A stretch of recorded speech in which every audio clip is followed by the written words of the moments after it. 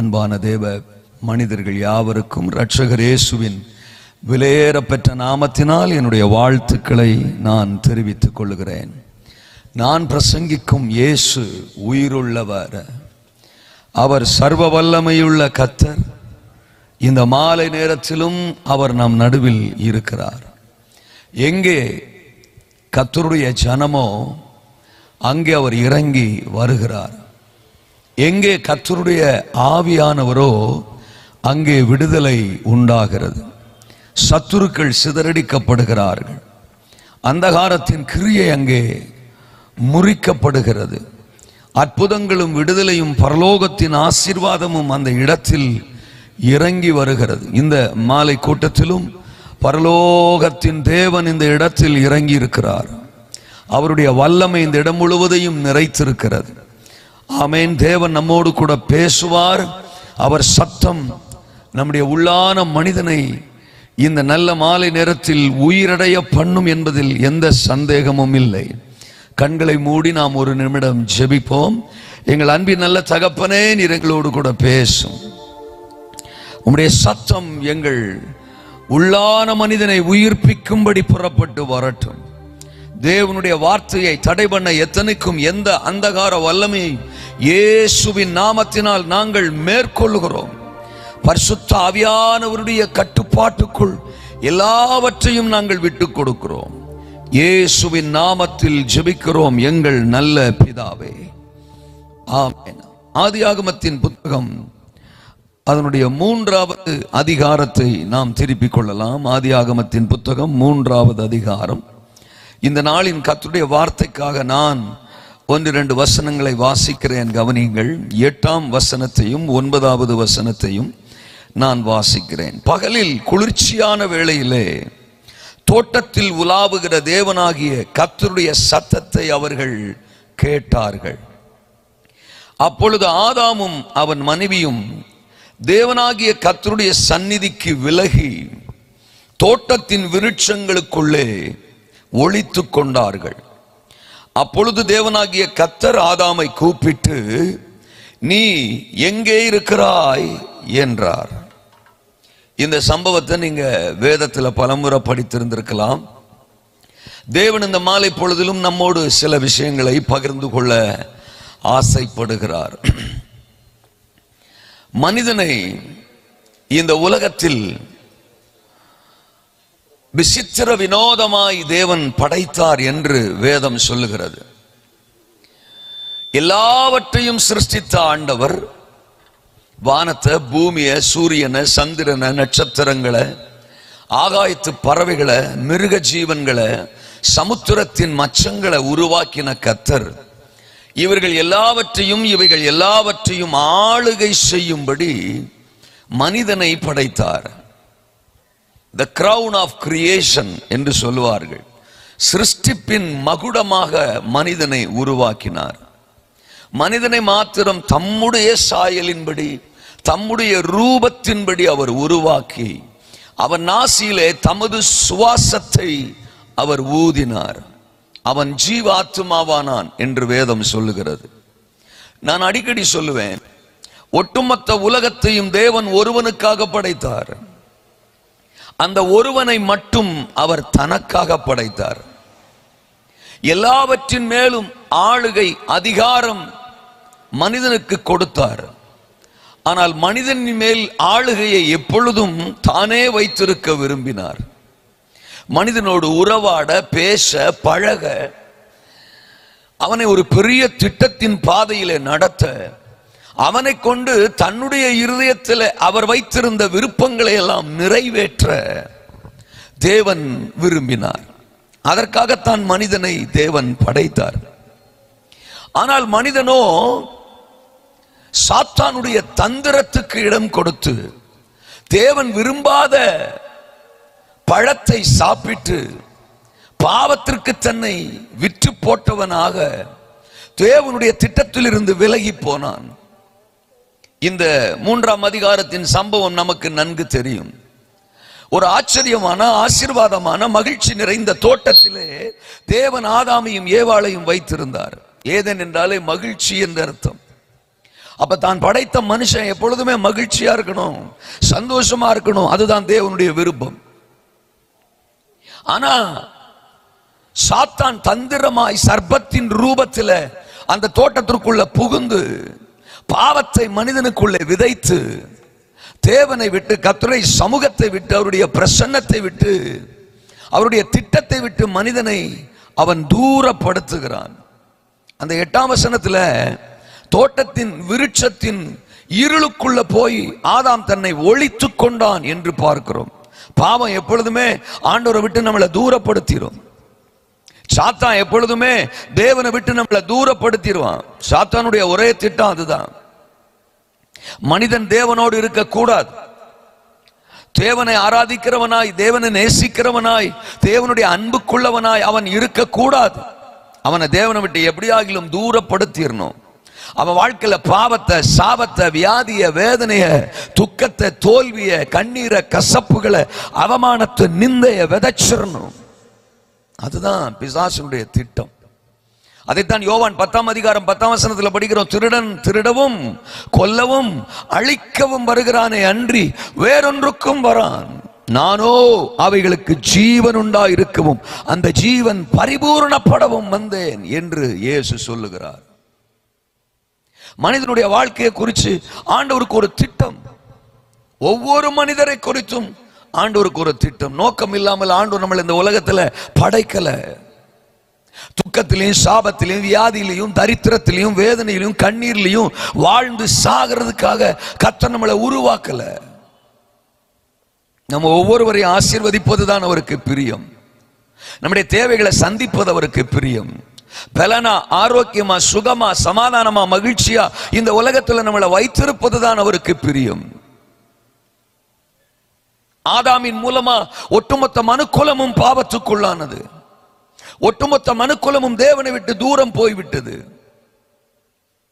எப்படியாகிலும் மனுக்குலம் தேவன் வசம் திரும்பி விட வேண்டும் என்று இன்றைக்கு வரைக்கும் தேவன் துடிக்கிறார். தன்னை விட்டு தூரம் போன மனிதன், சாத்தானுடைய தந்திரத்தினால் தன்னை விட்டு விலகி போன மனிதன் திரும்பவும் தன்னிடத்தில் வந்துவிட வேண்டும் என்பதுதான் தேவனுடைய இருதய துடிப்பு. அதற்காகத்தான் தன் சொந்த குமாரன் இயேசுவை இந்த உலகத்தின் இரட்சகராய், பாவத்தில் இருந்து விடுதலையை தருகிற, விடுவிக்கிற தேவனாய் இந்த பூமிக்கு அனுப்பினார். ரத்தம் சிந்துதல் இல்லாமல் பாவ மன்னிப்பு இல்லை என்கிற வேத வாக்கு நிறைவேறும்படிக்கு கல்வாரி சிலுவையில் இயேசு கிறிஸ்துவினுடைய ரத்தம் சிந்தப்பட்டது. அவருடைய அந்த பரிசுத்த ரத்தத்தினாலே மனிதனை மீண்டும் தன் பக்கமாக இழுத்துக் கொள்ள இன்றைக்கும் தேவன் துடிக்கிறார். இந்த மாதிரி கூட்டங்கள் எல்லாம் எதற்கு? மதத்தை பரப்புவதற்கு அல்ல. மதம் என்கிற எதுவுமே வேதத்தில் நாம் பார்க்க முடியாத ஒரு வார்த்தை. உண்மையான தேவன் தான் பறிகொடுத்த தன்னுடைய பிள்ளைகளை, தன்னுடைய மனு குலத்தை எப்படியாகிலும் தன்வசமாய் மறுபடியும் இழுத்துவிட வேண்டும். சாத்தானுடைய அடிமைத்தனத்தில் இருந்து அவனை தன் பக்கமா மீட்டெடுத்து விட வேண்டும் என்பதுதான் அவருடைய விருப்பம். அதற்காகத்தான் இப்படிப்பட்ட கூட்டங்கள். இந்த கூட்டங்களின் மூலமாய் தேவன் தன்னுடைய இருதயத்தை வெளிப்படுத்துகிறார். அவர் பேசுகிற தேவன். இந்த தோட்டத்தில் கூட வந்து கர்த்தர் பேசினாராம். தோட்டத்தில் உலாவுகிற தேவனுடைய சத்தத்தை அவர்கள் கேட்டார்கள். நாம் தேவ சத்தத்தை கேட்க முடியும். தேவன் நம்மோடு பேசுகிறவர், மனிதன் மேல அன்பும் அக்கறையும் உள்ளவர். என் கூட அவங்க பேச மாட்டாங்க, இவங்க பேச மாட்டாங்க, என் புருஷன் பேச மாட்டாரு, மனைவி பேச மாட்டாங்க, ஃப்ரெண்ட்ஸ் பேச மாட்டாங்க, அப்படிலாம் நம்ம சில சமயத்துல ரொம்ப ஃபீல் பண்றோம். ஒருத்தர் நம்ம கூட பேசலன்னா சில சமயம் ரொம்ப சோர்ந்து போயிடும், பலவீனப்பட்டுறோம். ஆனா நான் பிரசங்கிக்கிற சர்வ வல்லவர் இயேசு, வானத்தையும் பூமியும் உண்டாக்கின கர்த்தர், அவர் ஒரு மனிதனோடு பேசுகிறவர். உலகம் நம்மள கூட பேசுதோ இல்லையோ, தேவன் நம்மோடு கூட பேசுவார். அவர் பேசின வார்த்தைகள் தான் வேத புஸ்தகமாய் நம்முடைய கரங்களில் கொடுக்கப்பட்டிருக்கிறது. இந்த மாதிரி கூட்டங்களில் தேவ மனிதர்கள் மூலம் சொல்லப்படுகிற வார்த்தையின் மூலமாக தேவன் நம்மோடு பேசுகிறார். சொப்பனங்களில், தரிசனங்களில் அவருடைய சத்தத்தை நாம் கேட்க முடியும். இந்த 3 நாட்களும் அவர் உங்களோடு பேச போகிறார். ஆதாமை பார்த்து பேசுகிறார். எங்கே இருக்கிறாய்? ஆதாமே, வேர் ஆர் யூ? உன்னை பார்க்க நான் வந்திருக்கிறேன், உங்கூட பேச நான் வந்திருக்கிறேன். உன்னை படைச்சது நான் இல்லையா? உன்னை உருவாக்குனது நான் அல்லவா? உனக்குள்ள ஜீவ சுவாசத்தை கொடுத்தது நான் அல்லவா? உன்னை ஒரு மிகப்பெரிய திட்டத்துக்கு அல்லவா படைத்தேன். உன்னை குறிச்சு என் உள்ளங்கையில பெரிய சித்தத்தை அல்லவா வரைஞ்சிருக்கிறேன். நீ எனக்காக ஒரு சந்ததியை எழுப்ப வேண்டும். இந்த ஒட்டுமொத்த உலகத்தையும் நீ நிரப்ப வேண்டும், ஆள வேண்டும், ஆளுகை செய்ய வேண்டும். அதுதான் உன்னை குறித்த என்னுடைய திட்டம். நீ மகிழ்ச்சியோடும் சமாதானத்தோடும் ஆசீர்வாதத்தோடும் ஆரோக்கியத்தோடும் ஜீவிக்க வேண்டும். அதுதான் உன்னை குறித்த என்னுடைய திட்டம். ஆனால் நீ எங்கே போனாய்? எங்கே இருக்கிறாய்? எனக்கு நீ தேவை. ஒருவேளை நான் உனக்கு வேணான்னு நீ முடிவு பண்ணிருக்கலாம். இனி தேவனை நான் பார்க்க விரும்பல, தேவனோட நான் பேச விரும்பல, தேவன் எனக்கு வேணாம் அப்படின்னு நீ ஓடி போய் ஏதோ ஒரு விருட்சத்துக்குள்ள ஒளிஞ்சிருக்கலாம். என் பார்வைக்கு மறவா நீ விலகி இருக்கலாம். But I need you. எனக்கு நீ தேவை. உனக்கு நான் தேவையே இல்லையோ அது எனக்கு தெரியாது. எனக்கு நீ தேவை. நான் உன்னை நேசிக்கிறேன். என் உள்ள கைகளில் உன்னை வரைஞ்சிருக்கிறேன். இப்போ உன் கூட பேசத்தான் வந்திருக்கிறேன். உன் சூழ்நிலையை மாற்றத்தான் வந்திருக்கிறேன். உன்னை விடுவிக்கத்தான் வந்திருக்கிறேன். உனக்கு ஒரு அற்புதத்தை செய்யத்தான் வந்திருக்கிறேன் என்று ஆதாமோடு பேசினவர் இன்றைக்கு மாலையிலும் நம்மோடு பேச இந்த வடக்கு நாட்டிற்கு இறங்கி வந்திருக்கிறார். உங்கள்ட்ட இருந்து எந்த ரிப்ளையுமே வராதுன்னு தோத்திரம். ஆமா, நான் புரிஞ்சுக்கிட்டேன் 5-10 நிமிஷத்துல. சோதரம் இருந்தாலும் நான் முடிவு பண்ணிட்டேன். தோத்திரம் 2 நாள் என்ன 3 நாள் மீட்டிங் என்ன கூப்பிட்டுருக்கிறதுனால நீங்க என்ன ரிப்ளை பண்ணாலும் சரி பண்ணட்டாலும் சரி நம்ம மனப்பாடம் பண்ணி ஒப்பிக்கிற மாதிரி ஒப்பிச்சுட்டு போயிடலாம்ட்டு இருக்கிறேன். தோத்திரம். ஆனா எனக்கு அப்படிலாம் பிரசங்கம் வராது. தோத்திரம். கேட்கிறவர்கள்ட்ட இருந்து ஒரு ஆமேன் ஒரு அல்லேலூயா வந்தா பரலோகம் சந்தோஷப்படும் பாருங்க. சின்ன பிள்ளை பச்சை பிள்ளை நம்மகிட்ட கதை சொல்லும். பச்சை பிள்ளைக்கு நாம கதை சொல்லுவோம். சில சமயங்கள்ல பச்சை பிள்ளை நம்ம கிட்ட கதை சொல்லும். அப்படி கதை சொல்லும் போது அப்படின்னு நம்ம சொல்லணும். சொல்லலைன்னா மூக்குல குத்தும். தோத்துறான் சொல்லு அப்படிங்கும்.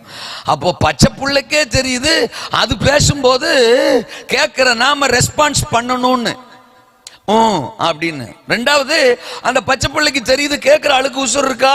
தோத்துறோம். உசுர் இருந்தா வருமே, உயிர் இல்லாத ஆளுக்கு நம்ம பேசுறோமோ அப்படின்னு பச்சை பிள்ளை கூட யோசிக்கும் போது பரிசுத்த தேவன் யோசிப்பாரா இல்லையா? அதனால ஆண்டவர் பேசும்போது ஒரு ஆமீன் சொல்லலாம். அது பாவமோ தப்போ இல்லை. முன்னால ஒரு பிரதர் மட்டும் அப்பப்ப கையை தூக்குறாரு. அவருக்காகவே நான் பிரசங்கம் பண்ணி முடிச்சிடுறேன். வாழ்க வளமுடன். எங்கே இருக்கிறாய்? எழுந்து வா. அதுதான் இன்றைய மாலை பிரசங்கம். எங்கே இருக்கிறாய் நீ? எழுந்து வா என்று ஆதாமுக்கு ஒரு அழைப்பு. வடக்கு நாட்டுக்கு இந்த மாலை நேரத்தில் ஒரு அழைப்பு. இங்கே வந்திருக்கிற ஒவ்வொருவருக்கும் பரலோகம் ஒரு அழைப்பை முன்வைக்கிறது. நீ எங்கே இருக்கிறாய்? Where are you? எந்த சூழ்நிலையில நீ இருக்கிற? எந்த வட்டத்துக்குள்ள நீ இருக்கிற? துக்கத்துக்குள்ளையா, அவமானத்துக்குள்ளையா, தோல்விக்குள்ளையா, பாவத்துக்குள்ளையா, கண்ணீருக்குள்ளையா, கடன் பாரத்துக்குள்ளையா, வியாதிக்குள்ளையா, தரித்திரத்துக்குள்ளையா, போராட்டத்திற்குள்ளையா, தோல்விக்குள்ளையா, எதற்குள்ளே நீ இருக்கிறாய்? ஒரு தோட்டத்தின் விருட்சத்திற்குள்ளே அவன் தன்னை ஒளித்துக் கொண்டான். விருட்சத்துக்குள்ள என்ன இருக்கு? இருள். அந்த இருளுக்குள்ள ஒளிச்சுக்கிட்டான். நீ எந்த இருளுக்குள்ள இருந்தாலும் நான் உன்னை விடப்போவதில்லை. நீ எதுல முடங்கி கிடந்தாலும் நான் உன்னை விடப்போவதில்லை. இந்த இரவு உன்னை எழுப்பி விட போகிறேன். உன்னை வெளியே கொண்டு வர போகிறேன். உன் வாழ்க்கையில நீ இழந்ததை எல்லாம் உனக்கு திரும்ப கொடுக்க போறேன். ஆசீர்வாதத்தை, சமாதானத்தை, மகிழ்ச்சியை, உச்சிதத்தை உனக்கு தந்து உன்னை நிரப்ப போறேன். உன்னை உலகத்திற்கு ஆசீர்வாதமா மாற்ற போறேன். அநேகருக்கு ஆசீர்வாதமான ஒரு பாத்திரமா, குடும்பமா உன்னையும் உன் குடும்பத்தையும் உபயோகப்படுத்த போகிறேன் என்று சொல்லுகிறவர் இந்த மாலை நேரத்தில் இந்த இடத்தில் இறங்கி வந்திருக்கிறார். ஆதாமே, நீ எங்கே இருக்கிறாய்? எங்கே இருக்கிறாய்? நீ எழுந்து வா. வேதத்திலிருந்து சில மனிதர்களை இன்றைக்கு உங்களுக்கு முன்பாக வைத்து சில விஷயங்களை உங்களோடு நான் பேசி உங்களுக்காக ஜெபிக்க நான் விரும்புகிறேன். ஒன்றை விளங்கிக் கொள்ளுங்கள். நம்ம வாழ்க்கையை குறிச்சு நமக்கு பிளான் இருக்கோ இல்லையோ, நமக்கு திட்டம் இருக்கோதோ இல்லையோ, நம்மளை படைச்சவருக்கு நம்மளை குறிச்சு மிகப்பெரிய திட்டம் இருக்கு. நம்ம ஆசீர்வாதமா இருக்கணும், நம்ம சமாதானமா இருக்கணும், நம்ம இந்த உலகத்துல பலனா ஆரோக்கியமா இருக்கணும், ஆண்டவருக்குன்னு சாட்சியா இந்த உலகத்துல வாழணும், நம்ம மூலம் அநேகர் ஆசீர்வதிக்கப்படணும், ஆண்டவர் யாருன்னு நம்ம மூலம் அநேகர் அறியணும். அதுதான் நம்ம எல்லாரை குறித்தும் ஆண்டவர் வச்சிருக்கிற திட்டம். அவங்களை பயன்படுத்துவாரு, இவங்களை பயன்படுத்துவாரு, அவங்களை ஆசீர்வதிப்பாரு, இவங்களை ஆசீர்வதிப்பாரு, அப்படிலாம் இல்லைங்க. அவர் பட்சபாதம் உள்ளவர்லாம் இல்லைங்க. மனுஷன் வேணா பெத்து போட்ட 2 பிள்ளையும் வித்தியாசப்படுத்தி பார்ப்பான். மூத்த பிள்ளைய ஒரு மாதிரி, சின்ன பிள்ளைய ஒரு மாதிரி, ஆம்பளை பிள்ளைன்னா ஒரு மாதிரி, பொம்பளை பிள்ளைன்னா ஒரு மாதிரி, உயரமா இருந்தா ஒரு மாதிரி, குள்ளமா இருந்தா ஒரு மாதிரி, ஒல்லியா இருந்தா ஒரு மாதிரி, உருண்டையா இருந்தா ஒரு மாதிரி, படிப்பு வந்தா ஒரு மாதிரி, படிப்பு வரலன்னா ஒரு மாதிரி. பெத்து போட்டதே 2, அதுதான் பெத்து போட்டிருக்கோம். ஆனா அதுவே வித்தியாசப்படுத்தி பார்க்கும். அது என்னமோ கிருபைன்னு சொல்றதா திறமைன்னு சொல்றதான்னு தெரியல. மனுஷன் வேணா அப்படி இருப்பான், ஆனா தேவன் அப்படி இல்ல. தேவனுக்கு 2 பிள்ளை இல்ல. இந்த உலகத்துல மனுஷனா பிறந்திருக்கிற அத்தனையும் தேவனுடைய பிள்ளைகள் தான். அவங்க எந்த மார்க்கத்தை சார்ந்தவங்களா இருக்கட்டும், எந்த மொழி பேசுறவங்களா இருக்கட்டும், எந்த நாட்டை சார்ந்தவங்களா இருக்கட்டும், எல்லாருமே தேவனுடைய சிருஷ்டிப்பு, தேவனுடைய மக்கள். எல்லாரையும் ஒன்று போல பார்க்கிறவர், நேசிக்கிறவர், உயர்த்துகிறவர், ஆசீர்வதிக்கிறவர் அவர்தான் தேவன். அவர் ஆசீர்வதிக்கணும்னா அவர்கிட்ட வரணும் இல்லையா? மத்தேயு 11:28 சொல்லுகிறதை, வருத்தப்பட்டு பாரம் சுமக்கிறவர்களே நீங்கள் எல்லோரும் என்னிடத்தில் வாருங்கள், நான் உங்களுக்கு இளைப்பாறுதல் தருவேன். மனிதர்கள் இன்னைக்கு தேவனை விட்டு தூரமாய் விலகி இருக்கிறார்கள். சாத்தான் மனுஷனை தேவனை விட்டு தூரப்படுத்திட்டான். உலகமும் பாவமும் அசுத்தமும் விபச்சாரமும் வேசித்தனமும் பிரச்சனைகளும் தேவனை விட்டு மனுஷனை கொஞ்சம் கொஞ்சமா தூரப்படுத்திருச்சு. கிறிஸ்தவர்கள் என்று சொல்லிக் கொள்ளுகிறவர்கள் கூட தேவனை விட்டு பல மடங்கு தூரமா தான் இருக்கும். ஞாயிற்றுக்கிழமை ஆலயங்கள் புறக்கணிக்கப்படுகிறது, ஆராதனைகள் புறக்கணிக்கப்படுகிறது, ஜபங்கள் புறக்கணிக்கப்படுகிறது, குடும்ப ஜபங்கள், தனி ஜபங்கள், வேத வாசிக்கிற அனுபவம் என்று பல விஷயம் நாம் இன்னைக்கு கேஷுவலா புறக்கணிக்கிறோம். படைச்சவரை மறந்துடுறோம், அழைச்சவரை மறந்துடுறோம், நமக்காக சிலுவையில ஜீவனை தந்தவரை மறந்துடுறோம். ஏதோ நம்ம திறமையால வாழ்ற மாதிரி நாம நினைச்சுக்கிறோம். இல்ல ராஜா, எதிர்பார்த்தமா கொரோனா வரும்னு, திடீர்னு வந்துருச்சுல, லட்சக்கணக்கான பேரை தூக்கிட்டு போயிருச்சுல, யோசிக்கல. இல்ல நம்ம மனுஷன் சுய பலத்தினால வாழ்ந்துடலாம், நின்றலாம், வாய்ப்பில்லை. நாம் நிற்பதும் நிர்மூலமாகாமல் இருப்பதும் கர்த்தருடைய கிருபை. நமக்கு ஜீவனை தந்தவர் ஆண்டவர், வாழ்க்கையை தந்தவர் ஆண்டவர், குடும்பத்தை தந்தவர் ஆண்டவர், பிள்ளைகளை தந்தவர் ஆண்டவர், வேலையை தந்தவர் ஆண்டவர், வேலை செய்வதற்கான பலனை தந்தவர் ஆண்டவர், சகலத்தையும் தந்தவர் ஆண்டவர். இதெல்லாம் மறந்துட்டு தான் ஆதாம் தேவனை விட்டு தூரம் போயிட்டான். இன்னைக்கு மனுஷன் இதெல்லாம் மறந்துட்டு தான் தேவனை விட்டு தூரம் போயிட்டான். தூரம் போனாலும் தொலைஞ்சு போயிட்ட போ அப்படின்னு சொல்றவர் அல்ல நம்முடைய ஆண்டவர். எத்தனை தூரம் போனாலும் அத்தனை தூரம் நம்மை தேடி வருகிற தேவன் நான் பிரசங்கிக்கும் இயேசு. நீ என்ன வேணாம் வேணாம் வேணான்னு போனாலும் நான் உன்னை வேணான்னு ஒரு நாள் சொல்றது இல்ல. நீ இருக்கிற இடத்துக்கு வந்து உன்னை என் திட்டத்துக்கு நேரா திரும்பவும் எழும்ப பண்ணுவேன், திரும்பவும் உன்னை தூக்குவேன், என் திட்டத்தை உன் வாழ்க்கையில நிறைவேற்றி முடிப்பேன். ஆதாம குறிச்சு தேவனுக்கு என்ன திட்டம்னு கேக்குறீங்களா? மல்கியா தீர்க்க தரிசன புத்தகத்துல 2ஆம் அதிகாரம் 15ஆம் வசனம் நீங்க படிச்சீங்கன்னா, அவர் ஒருவனை அல்லவா படைத்தார், அவரிடத்தில் ஆவி பூரணமாயிருந்ததே, பின்பு ஏன் ஒருவனை படைத்தார்? தேவ பக்தியுள்ள சந்ததியை பெரும்படிக்குத்தானே. ஆதாம படைச்ச நோக்கம் ஒரு தேவ பக்தியுள்ள சந்ததி பிறக்கணும். அவன் மூலமா தேவ திட்டம் நிறைவேறணும். ஒரு சேத் என்கிறவன் ஆதாம் மூலமா பிறக்கணும். அந்த சேத்துக்கு ஏனோஸ்ங்கிற ஒருத்தன் பிறக்கணும். அந்த ஏனோஸ் வழியில நோவாங்கிற ஒருத்தன் வரணும். அந்த நோவாவுக்கு பிறகு அவனுடைய வழியில ஆபிரகாம்னு ஒருத்தன் வரணும். ஆபிரகாமுக்கு பின்னால ஈசாக்கு, ஈசாக்குக்கு பின்னால யாக்கோபு, யாக்கோபு பிள்ளை 12, அதுல ஒன்னு யூதா. யூதாவா இருக்கணும். அந்த யூத கோத்திரத்தில், யூத கோத்திரத்தின் சிங்கம், மனு குலத்தின் ரட்சகர் மேசியா இயேசு இந்த பூமிக்கு வரணும். அந்த இயேசு என்கிற நாமத்தின் மூலம் ஒட்டுமொத்த மனுக்குலமும் ரட்சிக்கப்படணும். சாத்தானுடைய ராஜ்யம் அழியணும். முழங்கால் யாவும் முடங்கி நாவுகள் யாவும் இயேசுவை கர்த்தர் என்று அறிக்கை செய்யணும். இது எல்லாமே ஆதாம் வாழ்க்கையை குறித்து ஆண்டவர் வச்சிருந்த திட்டம். இது ஆதாமுக்கு தெரியாது. அவன் சாத்தான் சொன்னான்ட்டு அந்த பழத்தை பார்த்து ஆசைப்பட்டு அதை பறிச்சு தின்னு ஆண்டவரை விட்டு ஓடி போயிட்டான். இன்னைக்கு நாமளும் மனிதர்களும் அப்படித்தான். நம்மளை குறித்து தேவன் என்ன திட்டம் வச்சிருக்கிறார் அதை புரிஞ்சுக்கிறது இல்ல. சில சமயம் அவர் சொன்னாலும் அதை தெரிஞ்சுக்கிறது இல்ல, ஆர்வம் காட்டிக்கிறதும் இல்ல. பைபிள் படிச்சோம்னா நம்மளை குறித்து தேவன் என்ன திட்டம் வச்சிருக்கிறாருன்னு தெரிஞ்சுக்கலாம். ஆலயத்துக்கு வந்தோம்னா நம்மளை குறித்து தேவ திட்டம் என்னங்கிறத அறிஞ்சுக்கலாம். பிரசங்கத்தை கேட்டோம்னா, முழங்கால போட்டோம்னா, கர்த்தரை நோக்கி பார்த்தோம்னா, ஆண்டவரோட பழக பேச, அவர் சத்தம் கேட்க பழகணும்னா தேவன் நம்மளை குறித்து என்ன திட்டம் வச்சிருக்கிறாருங்கிறத அறிஞ்சுக்கலாம். எந்த மனிதனையும் பிரகாசிப்பிக்கிற மெய்யான ஒளி இயேசு. எவரையும் மேன்மைப்படுத்தவும் பலப்படுத்தவும் கர்த்தருடைய கரத்தினால் ஆகும். உலகம் நம்மளை அற்பமா பார்க்கும், தேவன் நம்மை அற்புதமா பார்ப்பார். ஞானிகளை வெட்கப்படுத்த தேவன் உலகத்தில் பைத்தியங்களை தெரிந்து கொண்டார். பலமுள்ளவர்களை வெட்கப்படுத்த தேவன் உலகத்தில் பலவீனமானவைகளை தெரிந்து கொண்டார். உள்ளவைகளை அவமாக்க தேவன் உலகத்தில் இல்லாதவைகளையும் இழிவானவைகளையும் அற்பமாய் எண்ணப்பட்டவைகளையும் தெரிந்து கொண்டார்.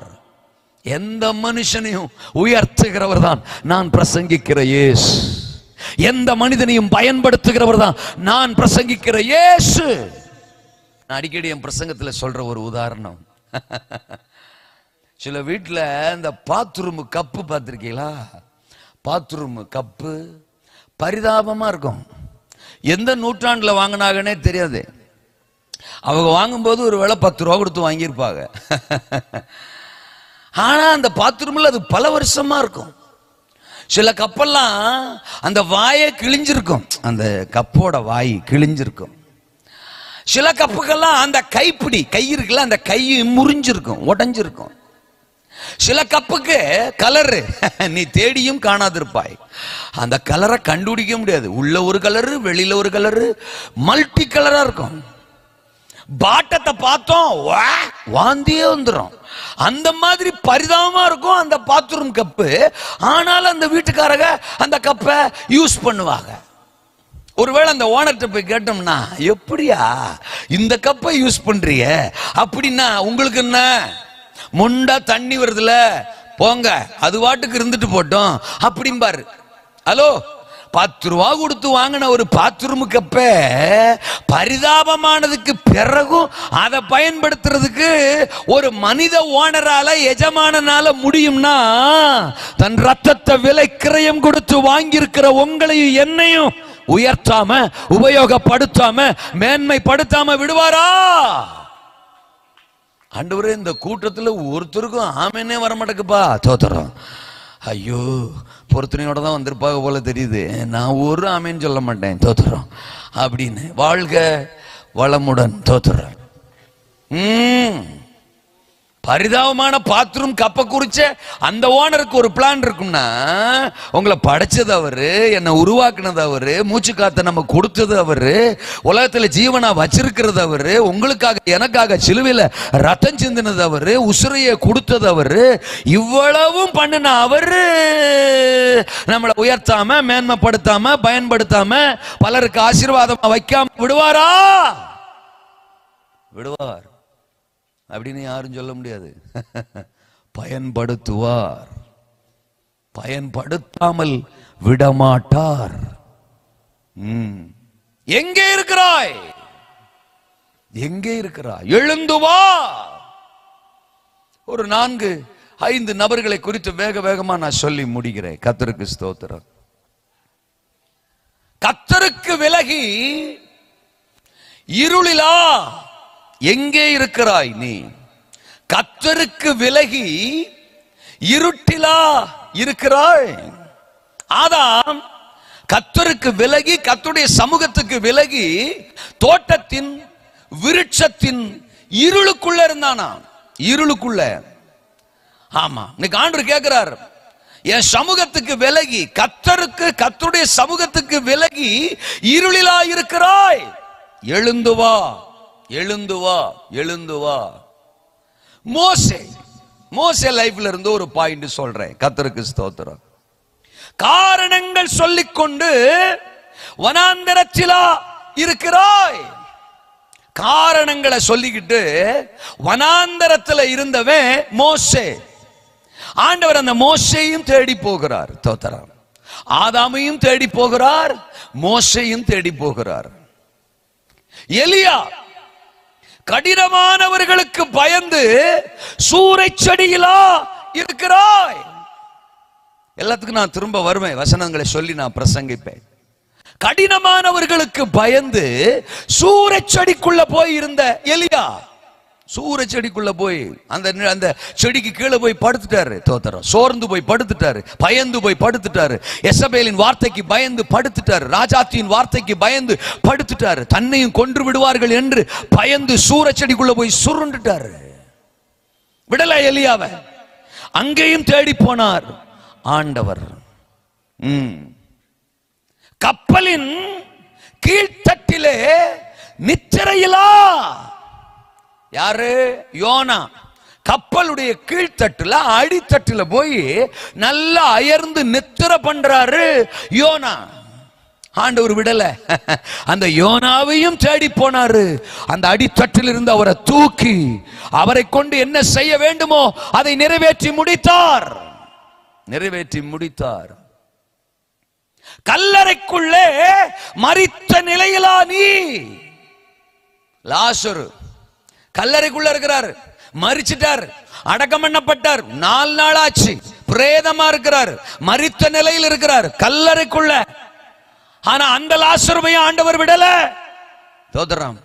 அவர் அந்த கல்லறைக்குள்ள இருந்து எழும்ப பண்ணி அவர் மூலமாய் நடக்க வேண்டிய தன்னுடைய திட்டத்தை நடத்தி முடித்தார். சர்வ வல்லவர். ஒருத்தரு கர்த்தருக்கு விலகி விருட்சத்துக்குள்ள, இன்னொருத்தரு காரணங்களை சொல்லிக்கிட்டு வனாந்தரத்துல, இன்னொருத்தரு கடினமானவர்களுக்கு பயந்து சூறைச் செடியில, இன்னொருத்தரு கப்பலின் அடித்தட்டுல நித்திரை செய்து கொண்டு, இன்னொருத்தரு கல்லறைக்குள்ள மரித்த நிலையில. இன்னைக்கு உலகத்தின் மனுஷர்கள், ஆண்டுடைய பிள்ளைகள் இப்படித்தான் இருக்கிறோம். நமக்குன்னு ஒரு இடத்தை நாமளே செலக்ட் பண்ணிக்கிட்டோம், அதுல போய் உட்காந்துட்டோம். சிலர் பயத்துல, சிலர் பாவத்துல, சிலர் சோகத்துல, சிலர் கன நித்திரையில. ஏதோ ஒன்றை நாமளே தெரிஞ்சுக்கிட்டு அதுல போய் நம்ம முடங்கிட்டோம். சோகமாவே இருக்கிறோம், பயந்து பயந்து வாழ்றோம்.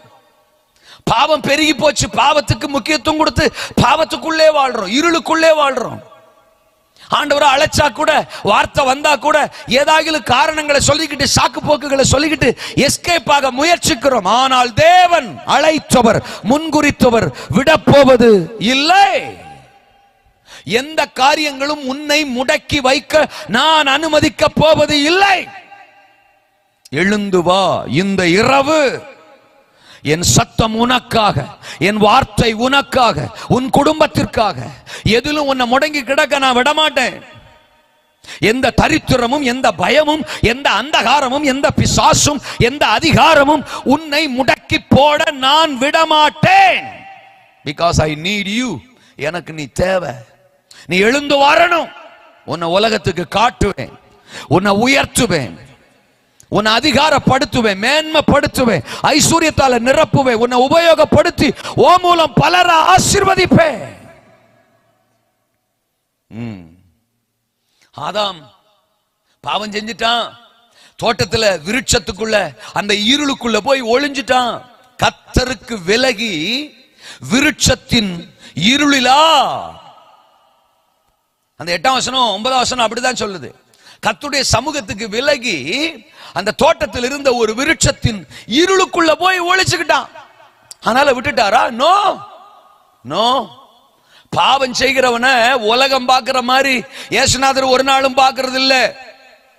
விழுந்தவன் எழுந்திருக்கிறது இல்லையோ.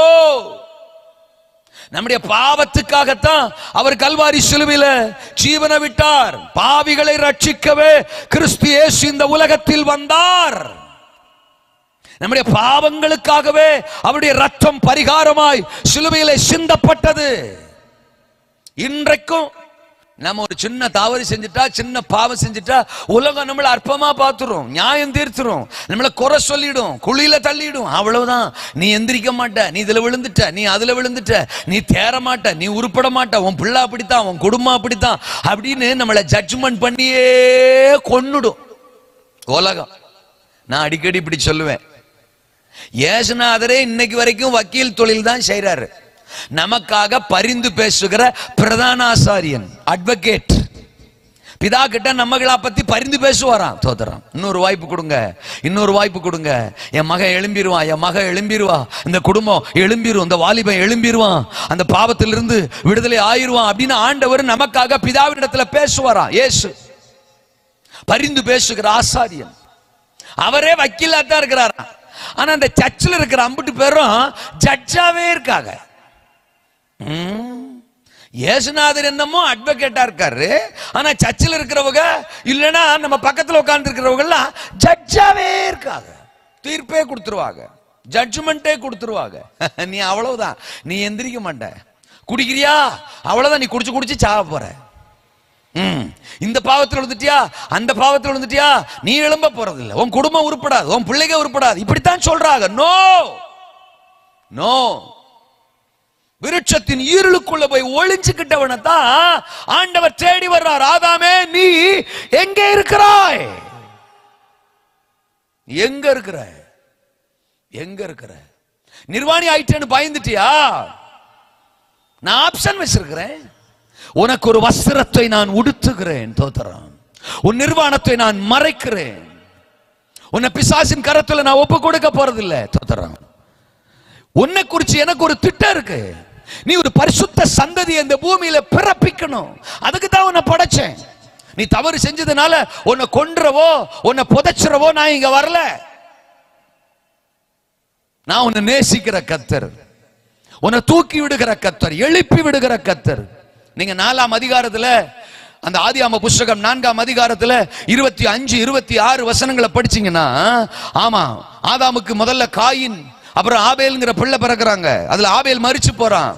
இப்ப 25ஆம் வசனம் சொல்லுது, ஆபேலுக்கு பதிலாக சேத் என்கிற ஒரு பிள்ளைய ஆதாமுக்கு தேவன் தந்தாராம். அந்த சேத்துக்கு ஏனோஸ்ங்கிற ஒரு பிள்ளை பிறந்தானா. ஆதாமுக்கு பேரே தோதரான். அந்த ஏனோசின் நாட்களிலே ஜனங்கள் எல்லாரும் கர்த்தரை தொழுது கொண்டார்கள்.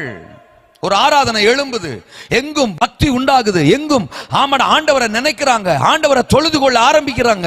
இப்ப பாருங்க, மல்கியா 2:15 நிறைவேறுது பாருங்க. ஏன் அவர் ஒருவனை படைத்தார்? ஏன் அவர் ஆதாமை படைத்தார்? தேவ பக்தியுள்ள சந்ததியை பெரும்படிக்குத்தானே. இப்ப ஏனோசின் நாட்கள்ல, ஆதாமுடைய பேரனுடைய நாட்கள்ல எல்லாரும் கர்த்தரை தொழுது கொள்கிறார்கள், எல்லாரும் கர்த்தரை ஆராதிக்கிறார்கள், எங்கும் தேவ பயம் உண்டாகிறது. தேவ பக்தியுள்ள ஒரு சந்ததியை ஆதாம வச்சு ஆண்டவர் பிறப்பிச்சிட்டாரா? பிறப்பிச்சிட்டாரா? நாமெல்லாம் யாரு? ஆதாமின் சந்ததி தான், ஆதாமின் பிள்ளைகள் தான், அவர் வழியில வந்தவங்க. நம்முடைய மூல தகப்பன் ஆதாம் தான். தோத்திரம். இன்னைக்கு அவருடைய ஆராதிக்க, அவரை மகிமைப்படுத்த இந்த கூட்டத்தில் வந்து உட்கார்ந்து இருக்கிறோமே, நமக்கு ஆதி தகப்பன் ஆதாம் தான். அப்ப ஆதாமின் மூலம் எதை நிறைவேற்ற வேண்டும் என்று தேவன் தீர்மானித்தாரோ அதை நிறைவேற்றி முடித்தார். ஒருவேளை பாவம் நம்மளை தூரப்படுத்திரும், பிசாசு நம்மளை தேவனை விட்டு தூரப்படுத்திடுவான். ஆனா ஆண்டவர் நம்முடைய பாவத்தை மன்னிக்கிறவர், நம்முடைய பாவங்களை மன்னித்து அதிலிருந்து நம்மளை மீட்டெடுக்கிறவர். இந்த இரவு நேரம் இந்த மைதானத்தின் நடுவில் அவர் இறங்கி வந்திருக்கிறார். என்னை கேட்கிற எனக்கு அருமையான சகோதரா, தாயே, தகப்பனே, வாலிப தங்கையே, மகளே, மகனே, வாழ்க்கையில ஏதோ ஒரு பாவம், ஏதோ ஒரு சிற்றின்பம் இன்னைக்கு உங்களை தேவனை விட்டு தூரப்படுத்திருச்சா? என்னைக்கு இந்த மொபைல் போன் வந்துச்சோ அன்றைக்கே உலகத்துக்குள்ள பாவம் சர்வ சாதாரணமாயிடுச்சு. பச்சை பிள்ளைகளை கூட இன்னைக்கு பாவம் அடிமைப்படுத்தி வச்சிருக்கு. பிசாசு வாலிப பிள்ளைகளுடைய வாழ்க்கை இன்னைக்கு சீரழித்துக் கொண்டிருக்கிறான். எத்தனை பெற்றோர் மொபைல் போனை வாங்கி பிள்ளைகள்கிட்ட கொடுத்துட்டு நிம்மதி இல்லாம இருக்கிறாங்க தெரியுமா? அவங்க எதை பாக்குறாங்க? அந்த மொபைல் போன் எப்படி பிள்ளைகளை வச்சிருக்குது, அவங்க வாழ்க்கை எப்படி போய்கிட்டு இருக்குன்னு சொல்லி ஒவ்வொரு நாளும் கலக்கத்தோட பெற்றோர்கள் தோத்துறாங்க. பாவம் இன்னைக்கு அவ்வளவு மலிச்சு போச்சு உலகத்துல. எங்கும் இச்சை, எங்கும் பொருளாசை. ஒவ்வொரு நாளும் நியூஸ் பேப்பர்ல ஏதேதோ விஷயங்களை படிக்கிறோம். சின்ன பிள்ளைகளுடைய வாழ்க்கை சீரழிக்கப்படுது. பாவம் பாவம். கற்றுக் கொடுக்கிற ஆசிரியர்களே தங்களை நம்பி பயில வருகிற பிள்ளைகளுடைய வாழ்க்கையை சீரழிக்கிற அவல நிலை இன்னைக்கு தேசத்தில். எங்க திரும்பினா காதுகள் கேட்க கூசுகிறது. அப்படிப்பட்ட அசுத்தம். ஏதேனுக்குள்ள தந்திரமா புகுந்த பிசாசு இன்னைக்கு அநேக குடும்பத்துக்குள்ள தந்திரமா புகுந்துட்டான். இந்த செல்போன் மூலமா தந்திரமா வந்துட்டான். 1100 வந்தப்போ பேசுறதுக்கு மட்டும்தான் வந்துச்சு. அப்படியே இருந்திருந்தா கூட நல்லா இருந்திருக்கும் போல. SMS அனுப்பிச்சுக்கலாம், பேசிக்கலாம், அவ்வளவுதான். ஆனா அதுக்கு பிறகு ஸ்மார்ட் போன் வந்துச்சு பாருங்க, தோத்துறாங்க. எல்லாமே போனுக்குள்ள, எல்லாமே போனுக்குள்ள. போனை நாம டாமினேட் பண்றோமா இல்ல போன் நம்மளை டாமினேட் பண்ணுதா? தோட்டத்துக்குள்ள வந்த பிசாச இவங்க டாமினேட் பண்ணி போ வெளியில அப்படின்னு ஏவாள் சொல்லியிருந்தான்னா, இந்த தோட்டத்துக்குள்ள உனக்கு என்ன வேலை? எங்கள் தேவனுக்கு விரோதமா எங்களை திருப்ப பாக்குறியா? எங்களை பாவம் செய்ய வைக்கிறியா? தேவனை காயப்படுத்தலாம்னு எங்களை எழுப்பி விட பாக்குறியா? நோ, உனக்கு இடம் இல்லை.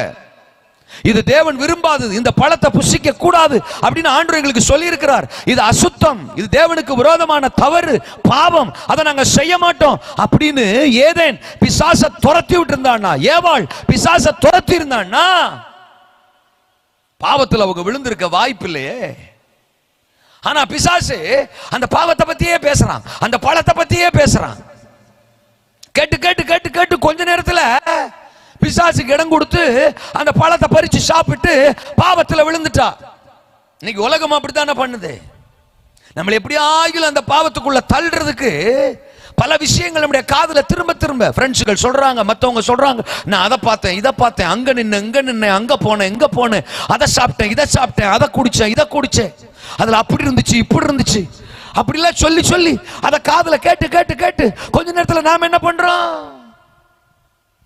அது தேவனுக்கு பிரியம் இல்லாதது, அது அருவருப்பு, அது அசுத்தம். என் தேவன் அதை விரும்ப மாட்டார். என் தேவனை விட்டு அது என்ன பிரிச்சிரும் அப்படின்னு அந்த பாவத்துக்கு எதிரா பேச முடியலையே. இடம் கொடுத்துடுறோமே, விழுந்துடுறோமே. அது நம்மளை கத்தரை விட்டே தூரப்படுத்திடுதே. ஆண்டுடைய ரட்சிப்பை விட்டு, அன்பை விட்டு, ஏதேன் என்கிற மகிழ்ச்சியை விட்டு, தோட்டத்தை விட்டு, சபையை விட்டு, நல்ல வாழ்க்கையை விட்டு இன்னைக்கு எத்தனை பேர் பாவத்தினால தூரம் போயிட்டோம். கர்த்தருக்கு ஸ்தோத்திரம். பாவத்தினால தற்கொலை பண்ணி செத்தவர்கள் எத்தனை பேர். பிசாசு அநேகரை பாவத்தின் உச்சத்துக்கு கொண்டு போய் கொன்னுறான். குடி பழக்கத்துக்கு அடிமையாய் குடும்பத்தில் சமாதானம் தொலைஞ்சு, பொருளாதாரம் தொலைஞ்சு, நிம்மதி தொலைஞ்சு எத்தனை குடும்பங்கள் இன்னைக்கு நிக்குது. பாவம். எத்தனை இளைஞர்கள் தோத்துறான்.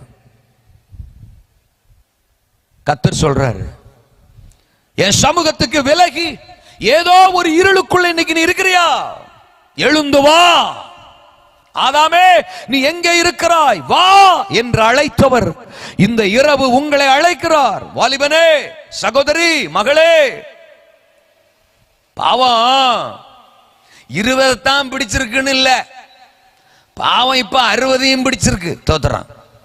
ஒரு காலத்துல வாலிபர்களுக்கு தான் பரிசுத்தத்தை பத்தி பிரசங்கம் பண்ண வேண்டியதா இருந்துச்சு 20களுக்கு. இப்ப 20 விட 60களுக்கு தான் பரிசுத்தம் ரொம்ப அவசியப்படுது. கல்யாணம் பண்ணிட்டோம் இல்லையா, லைசன்ஸ் ஹோல்டர் தோத்துறான். நம்மளை யாரும் கேட்க மாட்டாங்க, கேள்வி கேட்க மாட்டாங்கங்கிற மாதிரி இன்னைக்கு வயதுல முதிர்ந்தவர்கள் தான் அதிக பாவத்தில் விழுந்து கிடக்கும். நம்முடைய பிள்ளைகளை கண்டிக்க முடியா? இன்னும் ராத்திரி 12 மணி வரைக்கும் நீ செல்போன் பார்த்துக்கிட்டு இருக்க அப்படின்னு வாலிப பிள்ளைகளை பெற்றோர் கண்டிக்க முடியல. என்ன பிள்ளை திருப்பி கேக்குது, நீங்க 1 மணி வரைக்கும் பாக்குறீங்க. பிள்ளை 12 மணி வரைக்கும் பார்த்தா பெத்தவங்க 1 மணி வரைக்கும் பார்த்துக்கிட்டு இருந்தா எப்படி கண்டிக்கிறது? பிள்ளைகள் ஏதாவது ஒரு விஷயத்துக்கு அடிக்டா இருந்தா, ஒரு போதை வஸ்துகளுக்கோ இல்ல பிரியமற்ற விஷயங்களுக்கோ அவங்க அடிமைப்பட்டு கிடந்தா அவங்களை இன்னைக்கு சில தகப்பன்மார் சில பெற்றோர்கள் கண்டிக்க முடியல. ஏன்னா தகப்பன் குடி பழக்கத்துக்கு அடிமையா இருக்காரு. அவர் குடிக்கு அடிமையா இருந்தா, அவர் போதை வஸ்துக்கு அடிமையா இருந்தா தன்னுடைய பிள்ளைகளுடைய அடிமைத்தனத்தை எப்படி அவர் கண்டிக்க முடியும்? அப்போ பெற்றோர்கள் வாழ்க்கையிலும் பாவம், பிள்ளைகள் வாழ்க்கையிலும் பாவம். தேவன் நம்மளை அதுக்காக படைச்சார், ஆதாம அதுக்காக படைச்சார், ஏவாள அதுக்காக படைச்சார் இல்லையே. இந்த ஜனத்தை எனக்கென்று ஏற்படுத்தினேன், அவர்களின் துதியை சொல்லி வருவார்கள். ஏசாயா 43:21 வாசிக்கிறோம். நம்மளை அழைச்சது, நம்மளை ரட்சிச்சது, நம்மளை தெரிஞ்சுக்கிட்டது அவரை ஆராதிக்க, அவரை தொழுது கொள்ள, அவரை மகிமைப்படுத்த, அவரை உயர்த்த. ஆனால் இன்னைக்கு சாத்தான் பிசாசு நம்முடைய வாழ்க்கையில இருதயத்துல சிந்தனையில பாவத்தை விதைச்சு ஏதோ ஒரு இருளுக்குள்ள தள்ளிட்டான். ஆண்டவர் போ அப்படியே இருளுக்குள்ளே கட அப்படின்னு சொல்றவர் இல்ல. அந்த இருளுக்குள் இருந்து, அந்த படுகுழியில் இருந்து நம்மை தூக்கி எடுக்க வந்திருக்கிறார் இந்த இரவு நேரம். என்னால் இந்த பழக்கத்தை விட முடியல, என்னால் இதுல இருந்து வெளியில வர முடியல அப்படின்னு நினைக்கிறவங்க ஒரு சிலர் இங்க உட்கார்ந்து இருக்கிறீங்க. உங்ககிட்ட தான் கர்த்தருடைய வார்த்தை வருது. கர்த்தருடைய சமூகத்துக்கு விலகி ஏதோ ஒரு இருளுக்குள்ள கிடக்குறீங்களா? இந்த இரவு அந்த இருள் உங்களை விட்டு விலகுகிறது. எழுந்து வா, இனி உன் வாழ்க்கையில் வெளிச்சம். பாவத்தை உன் வாழ்வில் இருந்து அகற்றுகிறேன். விடுதலை பெற முடியாத பாவத்திலிருந்து இந்த இரவு உன்னை விடுவிக்கிறேன் என்று கர்த்தர் சொல்லுகிறார். சகேயுவின் பாவத்தை மன்னித்த இயேசு, விபச்சார ஸ்திரியின் பாவத்தை மன்னித்த இயேசு, கள்வனின் பாவத்தை, தன்னோடு கூட சிலுவையில் தொங்கின கள்ளனின் பாவத்தை மன்னித்த இயேசு, தன்னை சிலுவையில் அறைந்தவர்களுடைய பாவங்களை மன்னியும் என்று பிதாவினிடத்தில் ஜெபித்த இயேசு, இந்த இரவு உங்கள் பாவங்களை மன்னித்து உங்களை பிரகாசமான வெளிச்சத்திற்கு கொண்டு வர இறங்கி வந்திருக்கிறார். அவர் உங்களை விடுவிக்கிறவர். பாவம் இல்லாத ஒரு வாழ்க்கை வாழ நம்மால முடியும். பாவத்தை ஜெயித்து வாழ்கிற வாழ்க்கை வாழ நம்மால முடியும். ஏன்னா உங்களை குறித்து தேவனுக்கு ஒரு பெரிய நோக்கம், ஒரு பெரிய திட்டம் இருக்கு. என் சமூகத்தை விட்டு விலகி போகாத, அந்த இருளில் இருந்து எழுந்து வா. இந்த இரவு உங்களை கர்த்தர் அழைக்கிறார். பாவம் நம்முடைய மகிழ்ச்சியை நம்மள்ட்ட இருந்து பறிச்சிரும், ஆசீர்வாதத்தை நம்மள்ட்ட இருந்து பறிச்சிரும். ஆனா சிலுவையின் ரத்தம், இயேசு கிறிஸ்துவின் அன்பு நாம இழந்த எல்லாத்தையும் திரும்ப கொடுக்கும். உங்க குடும்பங்களுக்குள்ள இந்த இரவு நேரம் அவருடைய அன்பும் பிரகாசத்தின் வெளிச்சமும் கடந்து வர நீங்கள் அனுமதிப்பீர்களா?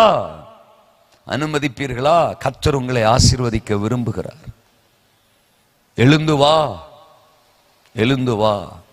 இரண்டாவது நான் சொன்னேன், காரணங்கள் சொல்லிக்கொண்டு வனாந்தரத்திலா இருக்கிறாய்.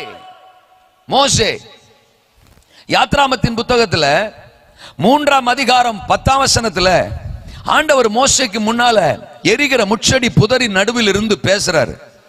உன்னை பார்வோனிடத்திற்கு அனுப்ப போறேன் வா, உன்னை எகிப்திற்கு அனுப்ப போறேன் வா அப்படி சொல்றாரு. ஏன் எகிப்துக்கு அனுப்பணும்? 430 வருஷமா இஸ்ரவேல் மக்கள் பார்வோன்ல அடிமைப்பட்டு கிடக்குறாங்க, எகிப்துல அடிமைப்பட்டு கிடக்குறாங்க. பார்வோனுக்கு கீழே ஒரு பெரிய மீட்பு, ஒரு பெரிய விடுதலை இஸ்ரவேல் மக்களுக்கு கொடுக்கணும். அது தேவனுடைய திட்டம். இன்னைக்கு உலகமும் ஏதோ ஒண்ணு அடிமைப்பட்டு கிடக்குது. அந்த உலகத்தை விடுதலையாக்கணும், உலக மக்களை விடுதலையாக்கணும். அதுதான் தேவனுடைய திட்டம். நீங்க யாரா இருந்தாலும் சரி, உங்களை பயன்படுத்தி உங்க மூலமா ஒரு கூட்ட ஜனத்தை ஆசீர்வதிக்கணும், ரட்சிக்கணும், விடுதலையாக்கணும். அதுதான் உங்களை குறித்து தேவன் வச்சிருக்கிற திட்டம். மோசேயை நோக்கி ஆண்டுடைய வார்த்தை போகும்போது அவருக்கு வயசு 80. அவர்தான் சங்கீத புஸ்தகம் 90ஆம் சங்கீதம் 10ஆம் வசனத்துல சொல்றாரு, மனுஷனுடைய ஆயுசு வருஷங்கள் 70, பெலத்தின் மிகுதியினால் 80 அப்படி சொல்றாரு. இதை கண்டுபிடிச்சது மோசே தான். இப்ப மோசேக்கு வயசு 80ங்க. 80 அப்படின்னா அந்த வருஷம் பிறந்த நாள மோசே எப்படி கொண்டாடி இருப்பாரு? இப்படி யோசிப்போம். 80வது வயசு பிறந்த நாள மோசே எப்படி கொண்டாடி இருப்பாரு? இந்த வருஷம் நம்ம சாகிற வருஷம், இந்த வருஷம் நம்ம செத்து போயிருவோம்டா, ஏன்னா நமக்கு 80 வயசு. ஜனவரியில் சாவமா, பிப்ரவரியில் சாவமா, அக்டோபர் வரைக்கும் போவோமான்னு தெரில, ஆனா இந்த வருஷத்துக்குள்ள செத்துருவோம். அப்படித்தான் மோசே நினைச்சிருப்பாரு, ஏன்னா அவருக்கு வயசு 80. ஆனா அவருக்கு தெரியாது, அடுத்த 40 வருஷம் ஒரு அற்புதமான ஓட்டம், ஊழியம், வாழ்க்கை மோசேக்காக காத்திருந்தது. தேவ சத்தம், ஏதேனிலே தேவ சத்தம் ஆதாம சந்திச்ச மாதிரி எரிகிற முச்சடி புதரி நடுவில் இருந்து தேவ சத்தம் மோசேயை சந்திக்குது. வா, என்ன சாக போறன்ற, ஆயுசு காலம் முடிஞ்சிருச்சுன்ற, இனிமே தான் உன்னை பயன்படுத்த போறேன், உன்னை எகிப்துக்கு அனுப்ப போறேன், உன்னை வச்சு 430 வருஷம் அடிமைப்பட்டு கிடக்கிற என் ஜனத்தை விடுதலையாக்க போறேன். ஒரு பெரிய திட்டத்தை நான் வச்சிருக்கிறேன். வனாந்தரத்துல ஆடுகளை மேய்ச்சிக்கிட்டு 40 வருஷம் இங்கேயே இருந்துட்ட. உன் மனைவி, பிள்ளைங்க, மாமனார் வீடு, ஆடு, வருமானம், சம்பாத்தியம், இப்படினே மோசே இருந்துட்டாரு ஒரு சின்ன வட்டத்துக்குள்ள. இந்த வட்டத்துக்குள்ளே இருக்கிறதுக்காக நான் உன்னை அழைக்கல, உன்னை பல லட்சங்களுக்கு ஆசீர்வாதமா மாற்ற போறேன், எழுந்து வா. அப்ப மோசே என்ன தெரியுமா சொல்லுவாரு? நீங்க யாத்ராமத்துல 3ஆம் அதிகாரம் 11ஆம் வசனத்துல இருந்து யாத்ராகமம் 4ஆம் அதிகாரம் 13ஆம் வசனம் வரைக்கும் குறிச்சு வச்சுக்கோங்க, என்ன பாருங்க. 5 முறை காரணங்களை சொல்லுவாரு. சாக்கு போக்கு அப்படின்னு நம்ம சொல்றோம்ல, அந்த மாதிரி ஆண்டவர் பேசும்போது தன்னை பத்தி ஒரு பெரிய திட்டத்தோட ஆண்டவர் வந்து நிக்கிறாரு, தன்னை அழைக்கிறாரு, வான்னு சொல்றாரு, உன்னை பயன்படுத்த போறேன்னு சொல்றாரு, உன்னை வச்சுதான் ஜனங்களை விடுதலை செய்ய போறேன், உன்னை வச்சு நிறைய பேரை ஆசீர்வதிக்க போறேன், வான்னு கூப்பிடுறாரு. பேசுறது கர்த்தர். முச்சடி புதர் அப்படியே அக்கினியா எரியுது, ஆனா அந்த புதர் எரிஞ்சு போகல, அக்கினி தெரியுது. அப்ப கர்த்தருடைய சத்தம் தெளிவா டைரக்டா மோசே நோக்கி வந்த பிறகும் மோசேயால் அதை ஏற்றுக்கொள்ள முடியல. 5 காரணத்தை சொல்றான். நம்மளும் பலமுறை காரணங்கள் சொல்றோம் பாருங்க. ஆண்டவரை தேடி வாங்க, ஆலயத்துக்கு வாங்க, பைபிள் படிங்க, ஊழியம் செய்யுங்க, ஆண்டவருக்காக உங்களை விட்டு கொடுங்க, ஆண்டவர் தான் சர்வ வல்லவர், உங்களை குறித்து தேவனுக்கு பெரிய திட்டம் இருக்கு அப்படின்னு கர்த்தருடைய சத்தம் நம்மளை நோக்கி வரும்போது ஒன்னொன்னுக்கு ஒரு காரணம் சொல்றோம் பாருங்க. எனக்கு வேலை இருக்கு, எனக்கு வீடு இருக்கு, இன்னைக்கு ஃபங்க்ஷன் இருக்கு, இன்னைக்கு சொந்தக்காரங்களுக்கு ஒரு காரியம் இருக்கு, நான் இன்னைக்கு அங்க போகணும், இங்க போகணும், எனக்கு ஜெபிக்க நேரம் இல்லை, இன்னைக்கு எனக்கு ஆலயத்துக்கு வர முடியாது, நான் ரொம்ப பிஸியா இருக்கேன் அப்படின்னு ஒவ்வொன்றுக்கு ஒரு ரீசன் சொல்றேன் பாருங்க. அது மாதிரி மோசே முதல்ல சொல்லுவார் 11ஆம் வசனத்துல, அந்த 3:11 ஆண்டவரை பார்த்து, நான் எம்மாத்திரம், என்ன போய் நீங்க பயன்படுத்த போறேன்றீங்க, நான் வயசு 80 ஆயிடுச்சு, நான் வயசானவன், நான் எம்மாத்திரம். உனக்கு 80 வயசுன்னு எனக்கு தெரியும் மோசே, நீ வயசானவன் எனக்கு தெரியும் மோசே, நீ பலவீனமானாலும் எனக்கு தெரியும், தெரிஞ்சுதான் உன் கூட பேசுறேன், உன்னைத்தான் பயன்படுத்த போறேன், உன்னைத்தான் பலப்படுத்த போறேன், உன்னைத்தான் எகிப்துல கொண்டு போய் நிறுத்த போறேன், வா. காரணம் சொல்லாத, வா. சாக்கு போக்கு சொல்லாத, வா. அடுத்து சொல்லுவாரு 13ஆம் வசனத்துல, அப்படியே நான் போனாலும் ஆண்டவருடைய நாமம் என்னன்னு என்கிட்ட கேட்பாங்களே ஆண்டவரே, நான் என்ன பதில் சொல்லுவேன்? அப்படியா?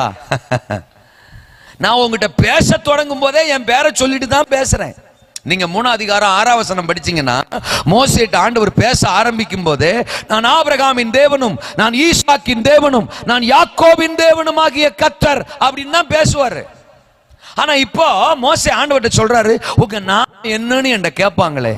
அப்ப ஆண்டவர் சொன்னது ஏற்கனவே சொல்லிட்டாரு, இருந்தாலும் ஒரு காரணம் சொல்லணும்ல. ஆனாலும் ஆண்டவர் விடல, பரவாயில்லப்பா, உனக்காக நான் ஒரு நாமத்தை சொல்றேன், என் நாமம் யெகோவா, இருக்கிறவராகவே இருக்கிறேன். போய் சொல்லு, போய் சொல்லு, உன்னை பயன்படுத்த போறேன், வா. இந்த வனாந்தரத்திலே கடந்தது போதும், இந்த குறுகிய வட்டத்துக்குள்ள கடந்தது போதும், இந்த காட்டுக்குள்ள கடந்தது போதும், உன்னை உலகத்துக்கு காட்ட போறேன், தேசத்துக்கு காட்ட போறேன், உன்னை ஆசீர்வதிக்க போறேன், உன்னை பலருக்கு ஆசீர்வாதமா மாத்த போறேன், வா. 2வது சாக்கு போக்குக்கும் ஆண்டவர் பதில் சொல்றார். அப்புறம் 4ஆம் அதிகாரத்துல 1ஆம் வசனத்துல மோசே சொல்லுவாரு, ஆண்டவரே அப்படியே நான் போய் சொன்னாலும் அங்க இருக்கிறவங்க எல்லாம் என் வாக்குக்கு என் சத்தத்துக்கு செவி கொடுக்க மாட்டாங்க ஆண்டவரே. நான் சொன்னா நம்ப மாட்டாங்க, நான் சொன்னா ஏத்துக்க மாட்டாங்கன்னு சொல்றான். அதுவும் சரிதான்ப்பா, நான் சொல்றதே நீ கேட்க மாட்டற, அப்புறம் நீ சொல்றத அவங்க எப்படி கேட்பாங்க? தோத்துறான். நான் அடையாளம் தர்றேன் அப்படின்னு ஆண்டவர் சில அடையாளங்களை கொடுப்பாரு. கையில் என்ன இருக்கு? கோல் இருக்கு, கீழே போடு பாம்பாயிடுச்சு, திரும்ப வாழைப்புடி கோல் ஆயிடுச்சு, இது ஒரு அடையாளம். உன் கைய பையில போடு வெளியிடு குஷ்டம், திரும்ப பையில போடு வெளியிடு சரியா போச்சு, இது ஒரு அடையாளம். இதை தாண்டி 3வது அடையாளம், நீ எகிப்துக்கு போய் இந்த மாதிரி நதியில ஓடிக்கிட்டு இருக்கிற தண்ணியை எடுத்து தரையில ஊத்துனீன்னா ரத்தமா மாறிடும். இப்படி அடையாளங்களை நீ செஞ்சு காட்டு, உன் கூட நான் இருக்கிறேன் அப்படின்னு ஜனங்கள் நம்புவாங்க அப்படின்னு ஆண்டவர் சொல்றாரு. ஆனாலும் மோசே ஏத்துக்கிற மாதிரி இல்ல. 10ஆம் வசனத்துல சொல்லுவாரு, நான் திக்குவாய் ஆண்டவரே, நான் மந்த நாவு உள்ளவன், எனக்கு பேச்சே வராது. அப்படியா? என்கிட்ட இவ்வளவு நேரம் பேசுற, அப்பெல்லாம் உனக்கு பேச்சு வருது, எகிப்துக்கு போறதுக்கு மட்டும் உனக்கு பேச்சு வராதா? எப்படி ஆகிலும் ஆண்டவர் சத்தத்தை ரிஜெக்ட் பண்ணணும், அவ்வளவுதான். காரணம் சொல்லி தப்பிக்கணும், சாக்கு போக்கு சொல்லி தப்பிக்கணும். எனக்கு வேண்டாம், உங்க திட்டம் வேண்டாம், நீங்க வேண்டாம், எகிப்து வேண்டாம், நான் போக மாட்டேன், என்னை விட்டுருங்க. அதுதான் மோசேயினுடைய நிலைப்பாடு. ஆனா ஆண்டவர் விடவே இல்லை.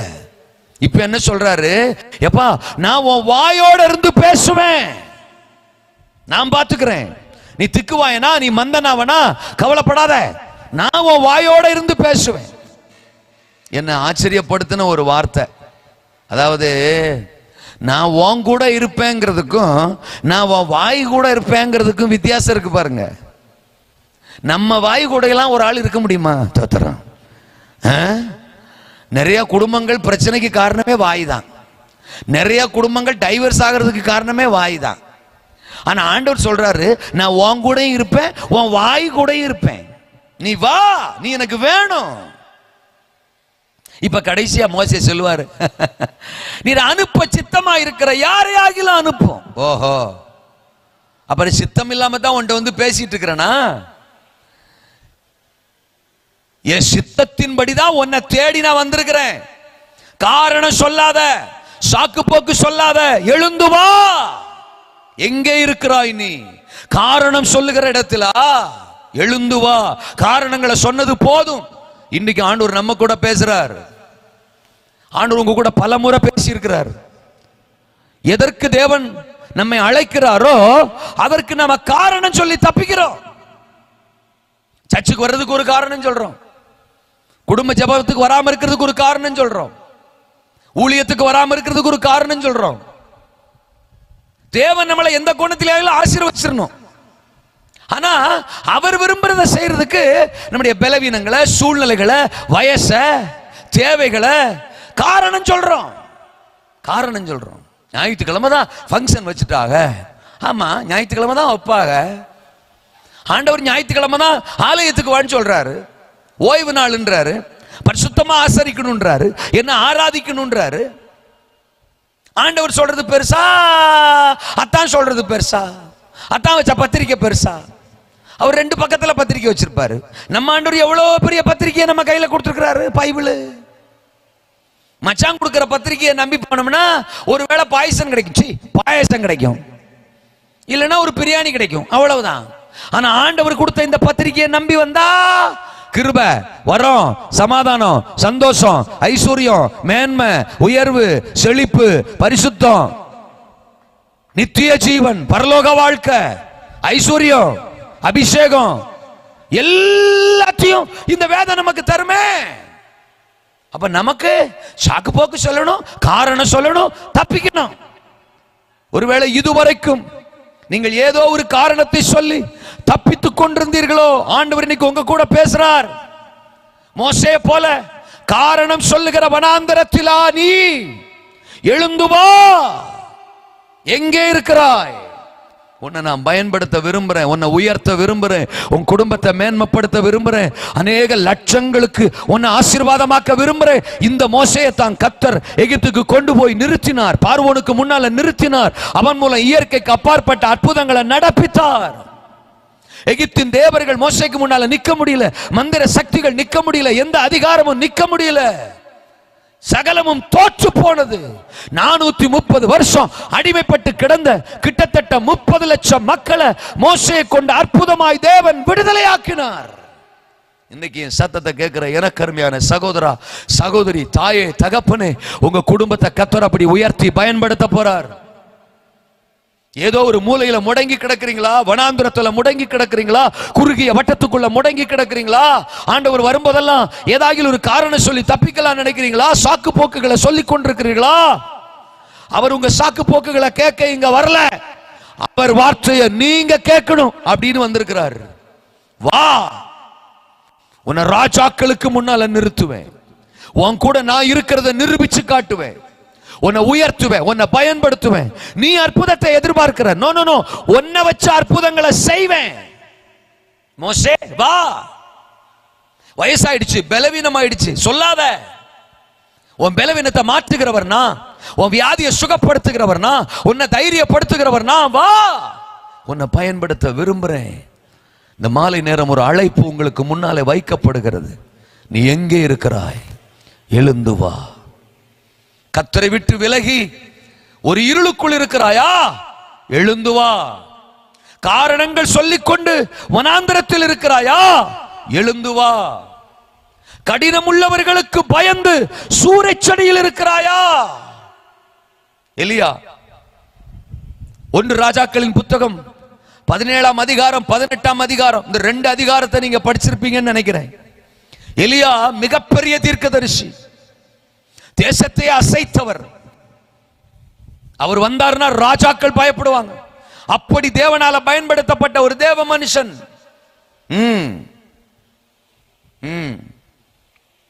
வானத்தை 3 வருஷம் அடைச்சிட்டார், மழை இல்ல.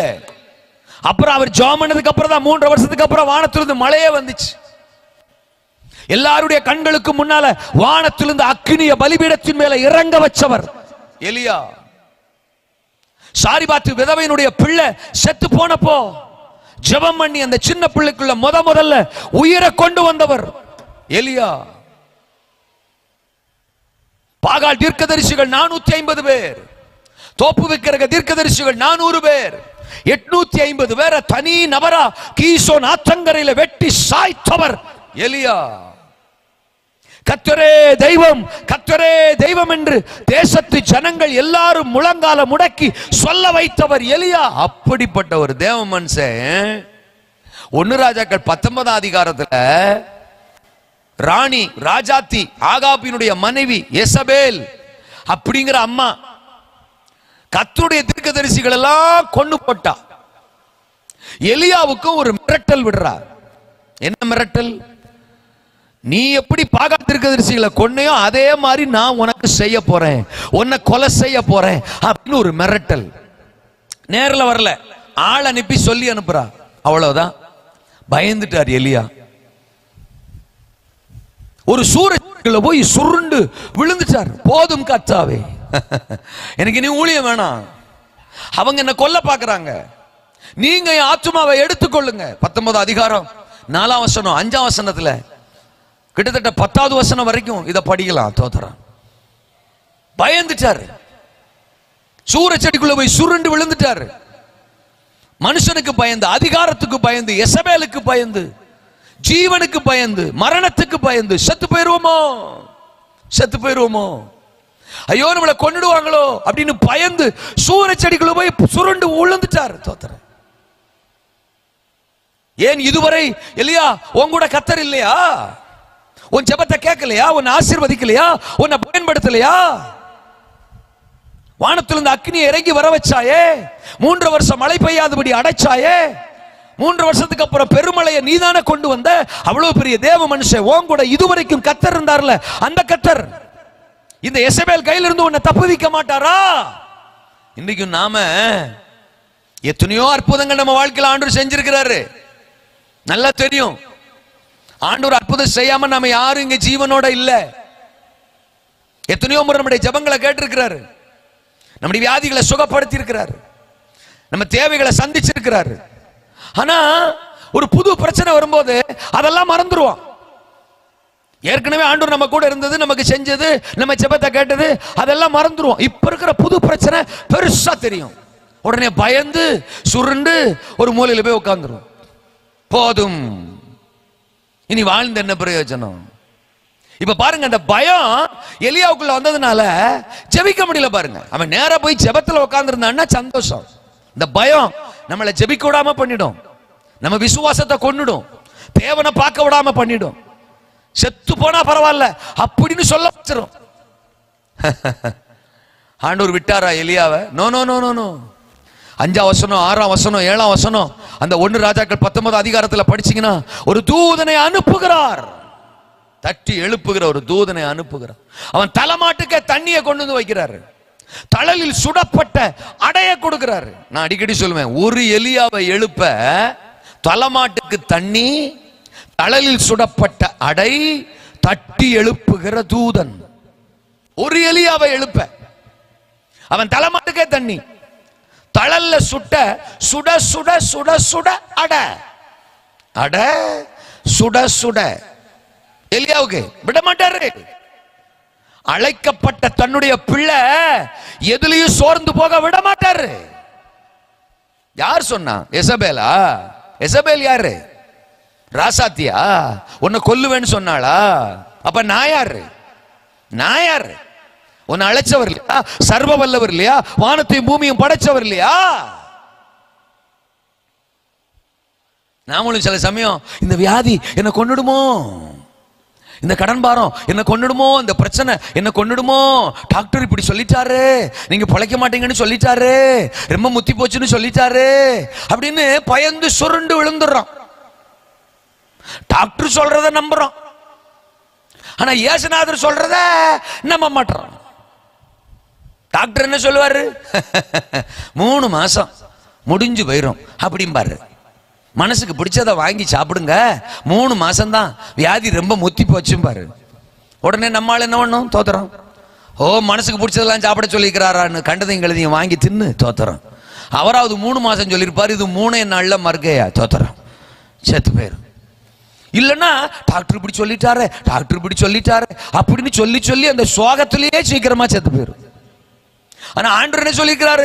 நானே உன் பரிகாரியாகிய கர்த்தர், வாதை உன் கூடாரத்தை அணுகாது, பொல்லாப்பு உனக்கு நேரிடாது, உன் வியாதியை உன்னிடத்திலிருந்து விலக்குவே, என் தழும்புகளால் நீ குணமாவாய். இது கர்த்தருடைய வார்த்தை. நமக்கு கர்த்தர் வார்த்தை எப்பொழுதுமே பெருசா தெரியறது இல்லை. இங்க எலியாட்ட வந்து ஆண்டவர் சொல்றாரு, எழுந்திருந்து, 7ஆம் வசனத்துல, எழுந்திருந்து போஜனம் பண்ணு, நீ பண்ண வேண்டிய பிரயாணம் வெகு தூரம். எசபேல் சொல்றா அவ்வளவுதான் ஓட்டம், நீ சாக போறன்னு. ஆனா யெகோவா தேவன் சொல்றாரு, நோ நோ நோ நோ, நீ ரொம்ப தூரம் பிரயாணம் பண்ண போற, உன்னை நான் இன்னும் வல்லமையா பயன்படுத்த போறேன்னு. உலகம் அவ்வளவுதான் சொல்லும், டாக்டர் அவ்வளவுதான் சொல்லுவாரு, மச்சான் கூட அவ்வளவுதான் சொல்லுவாரு. ஆனா இயேசுநாதர் எல்லாமே இனிமே தான் சொல்லுவாரு. உன் வாழ்க்கையில எல்லாமே இனிமே தான். நான் உன்னை ஆசீர்வதிப்பேன், உன்னை வாழ வைப்பேன், உன்னை உயர்த்துவேன். எலியா, கமான், எழுந்து வா, சூரச்செடியிலிருந்து எழுந்து வா, பயத்திலிருந்து எழுந்து வா. கடினமான மனுஷிதான் எசபேல், இல்லைன்னு நான் சொல்லல, அவ மனுஷி. தோத்தரம், நான் சர்வ வல்லமையுள்ள கர்த்தர். சில சமயம் மனுஷ அதிகாரத்துக்கு பயப்படுறோம், கடினமான காரியங்களுக்கு பயப்படுறோம். ஐயோ, இது ரொம்ப கஷ்டப்படுத்துது, இந்த கடன் பாரம் கடினமா இருக்குது, இந்த வியாதி கடினமா இருக்குது, மனுஷர்கள் கடினமா இருக்கிறாங்களே அப்படின்னு பயந்து ஏதாவது ஒரு சூரச்செடிக்குள்ள போய் உட்கார்ந்துடுறோம். தேவனை மறந்துடுறோம், அழைப்ப மறந்துடுறோம், அவர் சத்தத்தை மறந்துடுறோம், ஜெபிக்க மறந்துடுறோம், சோர்ந்து போயிடுறோம். அவ்வளவுதான், இனிய வாழ்க்கையே இல்ல. அவன் சொல்றான், போதும் கர்த்தாவே. ஆண்டவர் சொல்றாரு, வேணும் எலியாவே, உனக்கு வாழ்க்கை போதும்ன்ற, எனக்கு நீ வேணும். எலியாவே நீ வேணும். உன்னை சாகடிக்கிறதுக்கு நான் இங்க வரல, உன்னை சாக வைக்கிறதுக்கும் இங்க நான் வரல, நீ சாகிறத பாக்குறதுக்கும் நான் வரல. தோத்துறான். உன்னை சாகடிக்கிற நினைக்கிற எசபேலையும் எசபேல் கூட்டத்தையும் நான் சாகடிப்பேனே ஒழிய உன்னை சாக விட மாட்டேன். நீ எனக்கு வேணும், எழுந்து வா.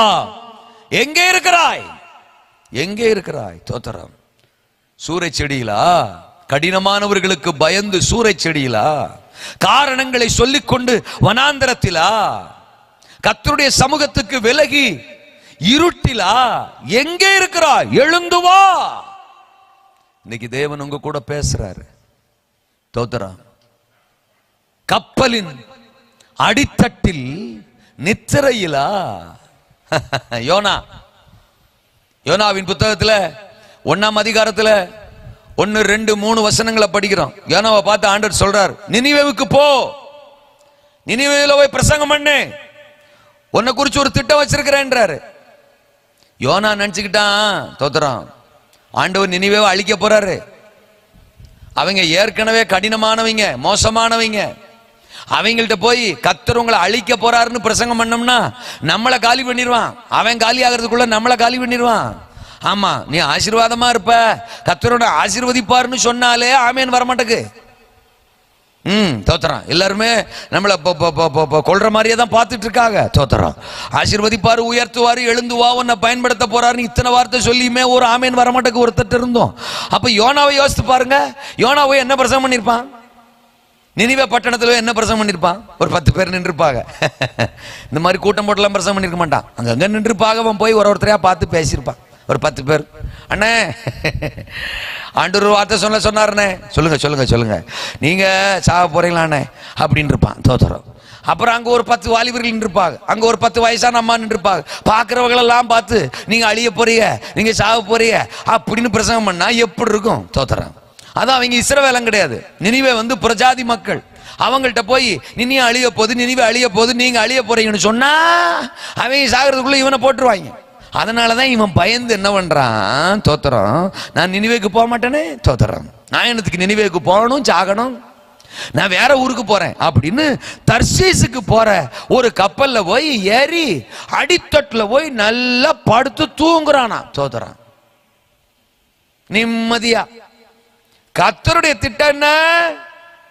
இவன் போய் பிரசங்கம் பண்ணணும், இவன் பிரசங்கத்தை கேட்டு அவங்க மனம் திரும்பணும், அவங்க ரட்சிக்கப்படணும், அந்த நினிவே பட்டணத்துக்கு ஆண்டவர் மனம் இறங்கணும். அதுதான் தேவ திட்டம். அது யோனாவுக்கு தெரியல. யோனா வேற மாதிரி புரிஞ்சுக்கிட்டான். புரிஞ்சுக்கிட்டு கப்பலின் அடித்தட்டுல போய் நித்திரை பண்றான். தோத்துறான். ஆண்டவர் விட்டாரா? கப்பலையே குலுக்குனார், கடலையே ஆட்டுனார்.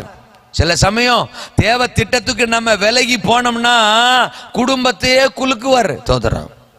பிசினஸையே ஆட்டுவார். தோத்திரம். முதல்ல யோனா நினைச்சிருப்பான், அந்த கப்பல்ல ஏறி கீழே போய் படுத்து தூங்கினான் பாருங்க, நல்ல தூக்கம் வந்துச்சான். அப்படின்னா எப்படி இருந்திருக்கு?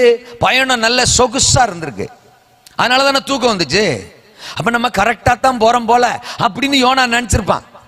நிறைய பேர் சில சமயங்களை நினைச்சுக்கிறோம், நம்ம கரெக்டான ட்ராக்ல தான் போறோம், அதனாலதான் ஒண்ணுமே நடக்கல, தோத்திரம் ஆமென் அப்படின்னு நினைக்கிறோம். ஆண்டவர் என்ன நினைச்சிருப்பாரு? போடா ராசா, தூங்குடா ராசா, இப்பவே நான் கடலை ஆட்டுனேன், கப்பலை ஆட்டுனேன்னா நீ மடார்னு தண்ணிக்குள்ள குதிச்சு நீந்தி கரைக்கு வந்துருவ. தோத்திரம். நல்ல ஆழத்துக்கு போட்டும்டா, ஏலேலோ ஐலசா, ஏலேலோ ஐலசா, நல்லா போட்டோம், அப்ப ஆட்டுவன் பாரு, அந்நேரம் உன்னை தூக்கி கடல்ல போடுவாங்க பாரு அப்படின்னு ஆண்டவர் அமைதியா இருக்காரு. நேரம் வந்துச்சா, கப்பல் ஆட்டினாரா, தூக்கி கடல்ல போட்டாங்களா, அப்ப கூட பாருங்க நம்ம ஆண்டவர் எப்படிப்பட்டவர்னு. சாகு அப்படின்னு விட்டுறல, செத்துப்போ அப்படின்னு விட்டுறல. ஒரு மீனை ஏற்கனவே ஆயத்தம் பண்ணி வச்சிருந்தாராம், அந்த மீனுக்கு கட்டளை இட்டாராம், அது யோனாவை முழுங்கிருச்சான். இப்ப யோனா மீன் வயித்துக்குள்ள. கர்த்தருக்கு தோத்திரம். 3 நாள் ஃபாஸ்டிங். தோத்திரம். இவனும் ஃபாஸ்டிங், மீனும் ஃபாஸ்டிங். அந்த மீன் நினைச்சிருக்கேன், ஏன்டா நானாடா கிடைச்சேன், ஏன்டா என் வயிற்றுக்குள்ள வந்துக்கிட்டு என்னையும் திங்கி விடாம பண்ணிட்ட, இப்போ நான் தின்னு ஏதாவது ஜீரணமாச்சுன்னா நீ ஜீரணமாயிருவடா. தோத்திரம். உன் வாயும் கட்டி போட்டாரு, என் வாயும் கட்டி போட்டாரடா. 3 நாள் தான் உனக்கு டைமு. மீன் சொல்லியிருக்கோம், 3 நாள் தான் உனக்கு டைமு. சரியான முடிவெடு. தோத்திரம். சரியான முடிவெடுத்தினா முன்னால கக்குவேன், இல்லைன்னா தோத்திரம். இப்ப மீன் வயிற்றுக்குள்ள இருந்து கத்துறான், ஐயோடா தப்பு பண்ணிட்டேன், நான் வாரேன், எழுந்து வாரேன்.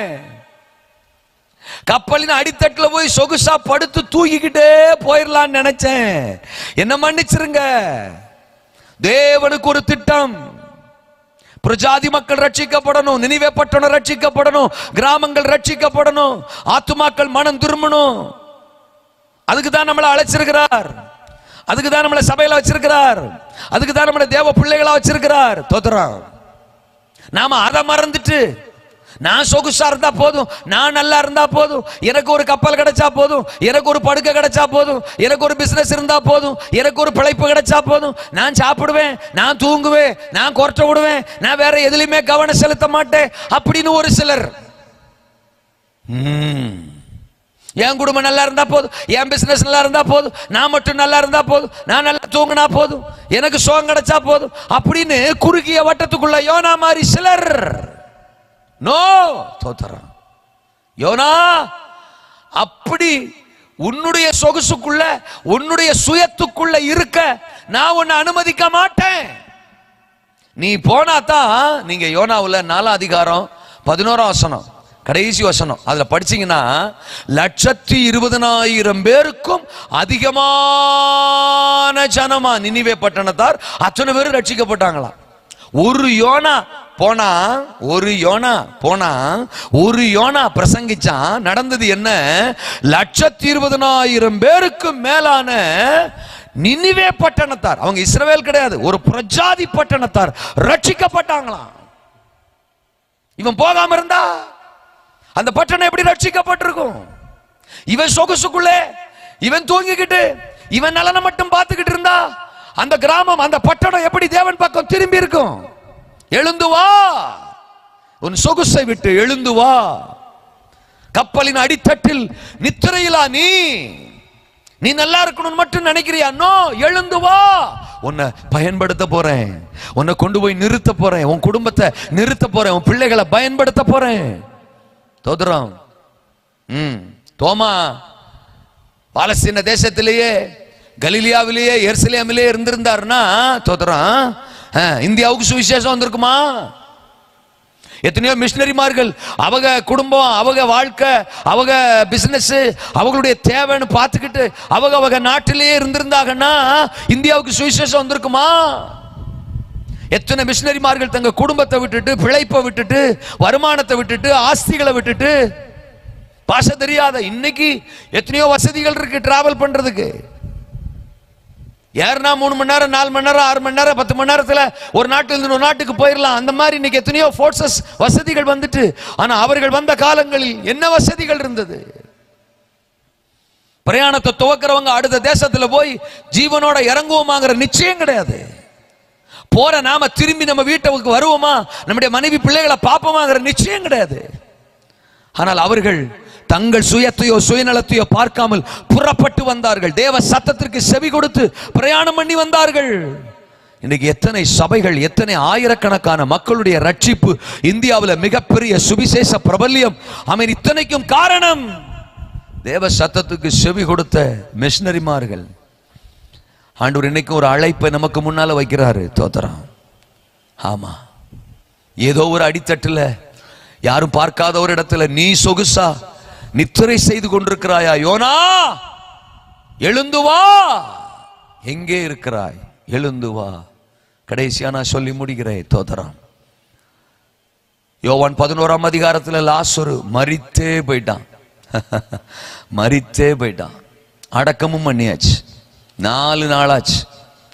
39ஆம் வசனத்துல மார்த்தாள் கூட பிறந்த சகோதரி சொல்றா, 4 நாள் ஆயிட்டு ஆண்டவரே, நாருமே ஆண்டவரே. அவன் வர்றதுக்கெல்லாம் வாய்ப்பே இல்ல. கூட பிறந்தவளே சொல்றா, நாரி போயிட்டான்பா, 4 நாள் ஆச்சுப்பா, அவன் செத்ததான்பா, அவன் அவ்வளவுதான்பா, கல்லறைக்குள்ள போயிட்டான்பா, அவன் வெளில வர்றதுக்கு வாய்ப்பு இல்லப்பா மார்த்தாள் சொல்றா. ஆனா 43ஆம் வசனத்துல இயேசு சொல்றாரு, லாசருவே வெளியே வா. நீ செத்தே போயிருந்தாலும், நீ மரிச்சே போயிருந்தாலும். எவ்வளவு நல்ல ஆண்டவர் பாருங்க.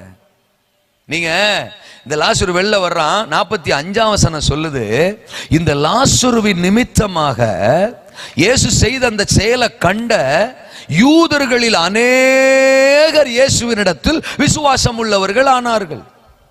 அப்புறம் 12ஆம் அதிகாரம் 10ஆம் வசனம் சொல்லுது, இந்த லாசருவின் நிமித்தமாக யூதர்களில் அநேகர் இயேசுவினிடத்தில் விசுவாசம் வைத்தார்கள். அப்படின்னா என்ன அர்த்தம்? இந்த லாசரு மூலமா அநேக ஜனங்கள் ஆசீர்வதிக்கப்படணும், அநேகர் ஆண்டவர் பக்கம் வரணும், ரட்சிக்கப்படணும், விசுவாசம் உள்ளவர்களா மாறணுங்கிறது தேவ சுத்தம் இருக்கும்போது இவன் பாட்டுக்க செத்து கல்லறைக்குள்ள போயிட்டானா? என் சித்தம் என் திட்டம் உன் வாழ்க்கையில இருந்துச்சுன்னா செத்தாலும் உன்னை விடமாட்டேன் பார். அவர் தான் கர்த்தர். மரித்து போன ஒருவனை மறுபடியும் எழுப்பி உயிர்ப்பித்து கொண்டு வந்து ஜனங்களுக்கு முன்னால நிறுத்தி தன்னுடைய திட்டத்தை நிறைவேற்றின தேவன் இந்த இரவு நேரத்தில் நடுவில் இறங்கி வந்திருக்கிறார். உங்க வாழ்க்கையில எது செத்து போன நிலையில் இருக்கு? ஜெபம் செத்து போச்சா? பரிசுத்தம் செத்து போச்சா? விசுவாசம் செத்து போச்சா? பிசினஸ் செத்து போச்சா? பொருளாதார நன்மைகள் செத்து போச்சா? குடும்பத்தில் இருக்கிற சமாதானம் செத்து போச்சா? எது இன்னைக்கு மரித்த நிலையில் இருக்கு? எது உங்களை விட்டு போயிடுச்சு? எதை நீங்க இழந்து நிக்கிறீங்க? லாசரு மரிச்சிட்டானா என்ன அர்த்தம்? கேட்கிற திறன் செத்து போச்சு, பார்க்கிற திறன் செத்து போச்சு, நடக்கிற திறன் செத்து போச்சு, எல்லாமே போச்சு.